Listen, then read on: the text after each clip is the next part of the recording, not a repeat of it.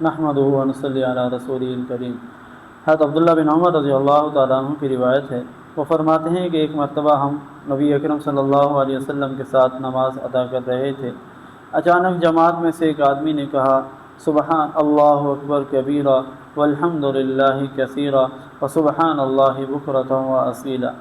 رسول اللہ صلی اللہ علیہ وسلم نے دریافت فرمایا، یہ کلمات کہنے والا کون شخص ہے؟ ایک آدمی نے عرض کیا کہ اللہ کے رسول، میں نے یہ کلمات کہے ہیں۔